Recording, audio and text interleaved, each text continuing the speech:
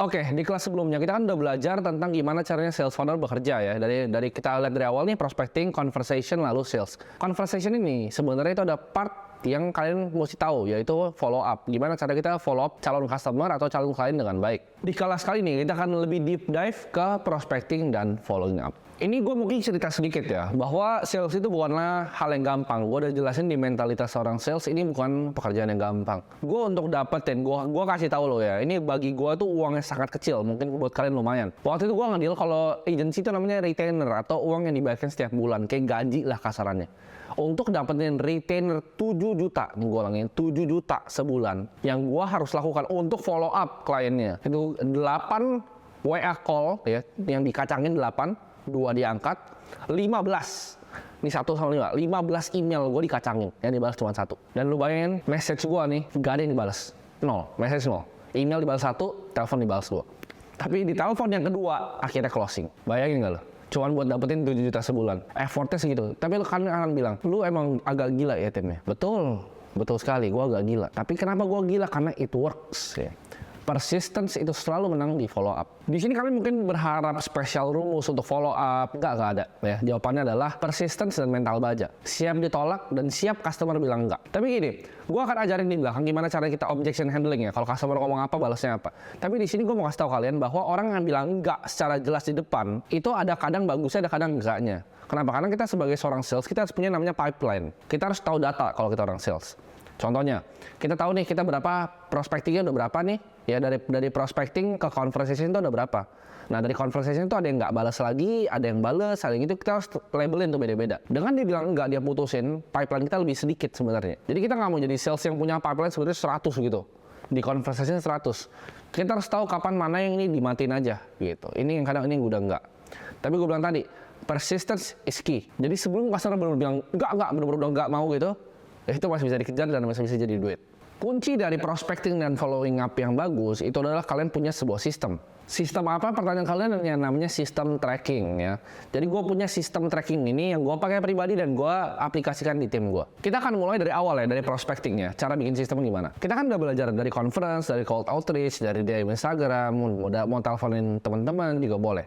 Tapi kita kategorin jadi 3. Yang pertama adalah hot market. Hot market ini yang kita benar-benar tahu orangnya. Kita tahu kira-kira mau. Ini kita masukin hot, kita labelin ini hot market tuh siapa aja. Terus cold market. Siapa aja nih yang potensial bahkan untuk kita cold outreach. Jadi sebelum outreach ya, kita udah labelin nih, oh ini cold nih. Orang ini kita labelin, ini cold outreach. Terus yang terakhir adalah warm market. Ini kira-kira orang yang kita kenal, yang kenal orang lain gitu. Misalnya kita ada telepon dari cold outreach, kita bilang, Pak, kemungkinan atau Bapak ada kenal nggak orang yang kira-kira butuh service kita? Misalnya dia udah enggak nih, Bapak ada kenal nggak kira-kira orang yang butuh service kita? Nah itu bisa jadi warm market di sana. Dalam prospecting kita harus qualify juga, gue bilang tadi, jangan sembarang cari orang ya.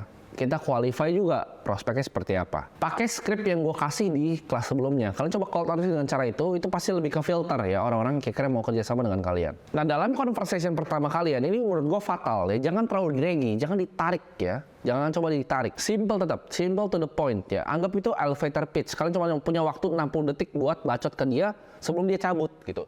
Jadi jangan, ya visi perusahaan saya ini, misi perusahaan saya ini. Gue liat banyak banget ya, gue baru training di agency sales amatir gitu kan. Selamat siang Pak, ya kita punya visi, kita mau menjadi agency yang bla bla bla bla bla. Misi kita agency yang bla bla bla bla bla. Kami awalnya bangun agency ini karena kami tergerak untuk, they don't give a fuck. Gue kan ngomong kasar di sini karena ini sekolah anak jalanan. They don't give a fuck. Klien nggak butuh orang-orang yang ngomong hal kayak gitu. Kalian butuh orang yang apa? Yang tahu values-nya mereka sendiri. Bukan agensinya, tapi mereka. Mereka values-nya apa? Kebutuhannya apa yang mereka mau, cara delivery gimana, cara mereka mendapatkannya gimana sampai closing. Cara pikir klien itu seperti itu. Jangan itu ibaratnya menurut gue sales yang egois, terlalu banyak baca tentang perusahaannya, tentang diri sendiri. Nggak perlu kok. Nah di sini kita akan mau belajar fundamental dari tracking karena menurut gue sebagai anak jalanan, senjata yang kita harus punya adalah data. Kayak gue bilang tadi kan, gue mau datang ke event aja, kalian bahkan mungkin baru tahu konsepnya. Tapi gue baru mau datang ke event aja, gue udah mapping 15 menit sama siapa, 20 menit sama siapa, 15 menit sama siapa, 10 menit sama siapa. Sampai detik ini, gue kasih tau kalian, rahasia dari networking gue seorang Timothy adalah mapping. Gue udah tahu, oke, hari ini gue mau ketemu orang-orang pengolo ini. Oh siapa yang mau gue ketemuin duluan? Siapa yang gue mau ngobrol belakangan? Siapa yang mau gue ngobrol paling lama? Karena waktu kita terbatas. Konferensinya mungkin total 2 jam. Gue mesti kenalan sama semua orang hari. Ulang lagi kan.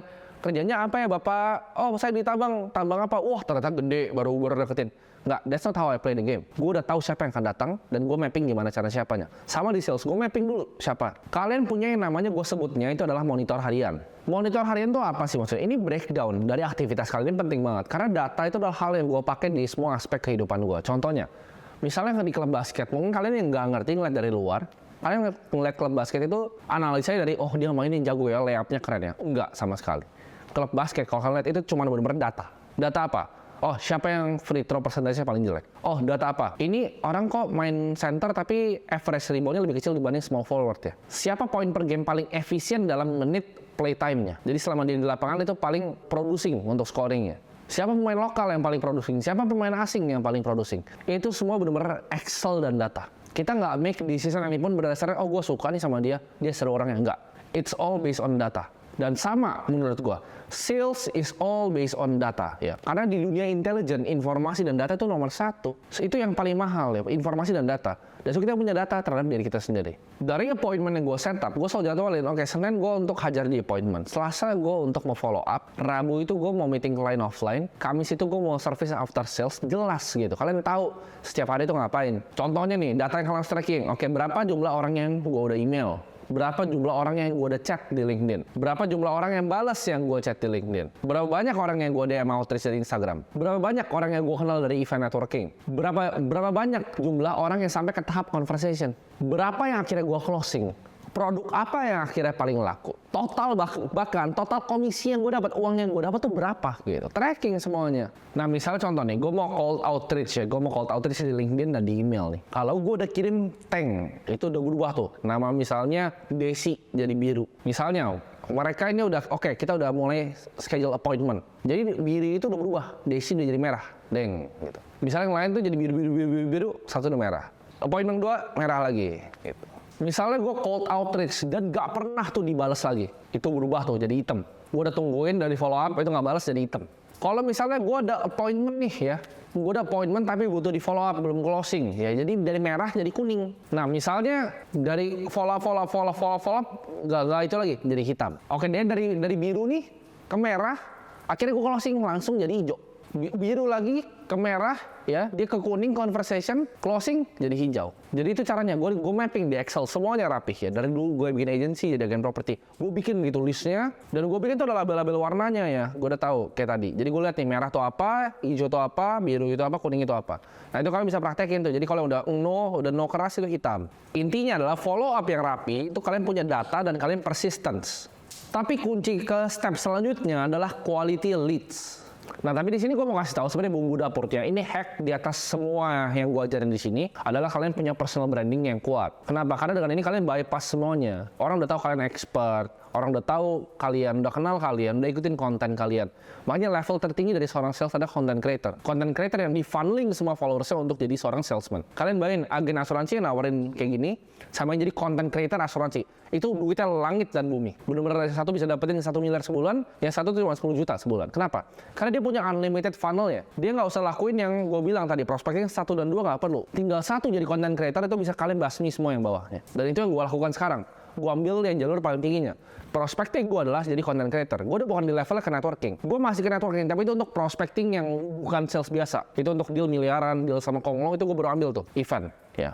Eventnya pun gue biasa diundang sebagai pembicara karena gue punya personal brandingnya. Jadi yang paling kuat hacknya adalah kalian jadi authority, jadi punya personal branding yang kuat. Itu gampang salesnya, mau property, mau asuransi, kalian mau jualan apapun nanti gampang. Ini rahasianya dalam follow up. Gue kasih tau kalian, klien tuh ibaratnya es batu ya. Dan waktu itu adalah ya suhu ruangan. Apa yang terjadi es batu dan suhu ruangan itu akan mencair dan meleleh. Sama seperti klien kalian. Banyak sales trader yang ngajarin, oh kita follow up 6 bulan lagi ya. Kita telepon dia gini. Selamat siang Pak, ya kan? Apa kabar Pak? Ya, apakah baik Pak lebarannya? Terus dia telepon lagi. Ya Pak, selamat malam. Gimana Pak Natalnya? Happy ya Pak sama anak-anaknya? Telepon lagi ya. Selamat siang Pak. Gimana Pak? Sincia kungsi facai Pak. Nggak closing loh. Terus dia bilangnya diajarin gini bisa. Gimana Pak kalau saya telepon 3 bulan lagi, saya telepon 6 bulan lagi? Kalian bilang, udahlah boleh gitu. Tadi telepon lagi lebaran. Nggak closing cuy. Ya gue bilang itu kayak es batu sama suhu ruangan. Tapi ini nggak pernah diajarin nih di sales training. Karena mereka suruhnya begitu. udah 6 bulan, setahun telepon lagi dengan produk yang sama. Caranya adalah gini, 7 hari rule-nya ya. Anggap itu es batu, dia mencari dalam 7 hari. Dalam 7 hari itu biasanya kalau nggak closing udah gue coret dari follow up gue. Jadi gue follow up bakal jeber itu dalam 7 hari pertama. Gue bisa teleponin terus gue bilang kayak tadi, 15 email, 8 telepon WA, 10 message. Tadi bilang, Timothy lu gila banget. Betul gila, memang betul gue gila. Tapi kalau gue nggak lakukan itu, omset gue paling cuma setengah dari sekarang. Ya. Jadi itu yang gue lakukan, dalam 7 hari gue geber habis. Bener-bener gak gue kasih ampun. Follow up. Ditolak, objection handling. Sampai dia bilang, enggak bro, udahlah, enggak. Baru udah, gue hitam. Tapi sebelum itu terjadi, gue gas terus 7 hari pertama. Anggap kayak es ya, itu mencair. Jadi harus dibawa terus gitu. Jangan dibawa mikirnya kelamaan gitu. Mikirnya 3 bulan, mau beli mobil mikirnya 6 bulan. Enggak, hajar aja terus. Selamat siang Pak, ini tadi Timothy yang di dealer mobil. Gimana Pak pengalaman dengan mobilnya? Oh ada yang kurang nggak Pak? Kita bisa cari dulu Pak, kira-kira Bapak butuhnya yang apa Pak? Ini ada mobil yang tipe yang beda Pak. Ini mungkin bisa lebih murah Pak dari opsi yang pertama. Kejar terus, hajar terus 7 hari pertama. Kalian harus disiplin dalam 7 hari pertama. Karena penyakitnya orang sales tuh nggak disiplin dan nggak detail. Nggak punya data, kagak disiplin. Dan lo bilang sekarang, kok skill sales gue begini, gue perasaan udah jago jualan, tapi kok nggak kaya gue. Lo bayangin aja, lo aja nggak punya data. Ya, yang gue ajarin ini lo baru tahu. Gitu. Dan lu berharap lu jadi sales yang jago, gimana caranya? Ilmunya masih banyak gitu. Ilmunya masih banyak untuk jadi sales yang jago di lapangan. Karena ini nggak bisa dipelajarin dalam 1-2 bulan. Lu ikut kelas ini sampai habis pun belum tentu jadi sales yang jago. Kalau lu habis ikut ini belajar dong, kagak praktek. Hampir semua pebisnis dan sales itu cuma 2 kali follow up. Ini berdasarkan data dan yang gue alamin pribadi. Hampir semua pebisnis ataupun kalau kita ngomong sales ya, hanya sedikit banget dari mereka yang follow up lebih dari 2 kali. Oke, ini gue kasih contoh aja, ini pengalaman pribadi. Gue tuh selalu punya membership di Grand Hyatt, namanya Diners Hyatt. Kalau kalian di sana itu kalian bisa dapat diskon 50% kalau makan berdua, berapa kali itu gue lupa, sama dapat kamar gratis. Tapi yang tahun lalu, ternyata gue udah jarang makan di Grand Hyatt, karena gue suka makan teppanyaki di sana namanya Sumire. Tapi gue udah jarang makan di Sumire, karena gue lebih suka restoran lain sekarang. Jadi gue udah jarang sana, dan yang tahun lalu pun yang jatah kamar gue nginep dapat wine gratis itu kagak gue pakai. Jadi kebuang sebenarnya membershipnya. Gue ditelepon sama salesnya. Gue tuh kalau ditelepon sama sales, sampai sekarang gue suka angkat. Gue mau lihat ilmunya di mana. Gitu. Gue suka pelajarin ini orang caranya gimana sih gitu. Jadi gue suka angkat aja. Dia telepon gue cuma 2 kali, lo abis nyerah. 2 kali. Terus itu kayak bulan 1 sama bulan ketiga gitu. Nah buat kalian tuh yang sales mungkin di Grand Hyatt atau sales di lain, belajar. Follow up-nya jangan bulan 1, bulan 3 udah basi. Udah basi. 7 hari pertama kejar terus. Jadi sedikit dari orang sales dan pengusaha itu follow up lebih dari 2 kali. Kalian bayangin nggak? Betapa pemalasnya orang-orang itu dan bilang, oh hidup gue kok nggak bisa kaya. Iya karena lu pemalas. Kenapa tim lu follow up 10 kali seminggu? Lu orang gila. Yes, gue orang gila because it works ya. It works, makanya gue lakukan itu. Gue bisa kasih kalian di modul kali ini, oh kita jadi sales ya, biar kalian semangat itu kan. Kita sales follow up dalam 6 bulan lagi, setahun lagi, enggak. Karena gue tahu itu bullshit. Dan itu kan diajarin sama semua sales trainer yang kalian ketemu.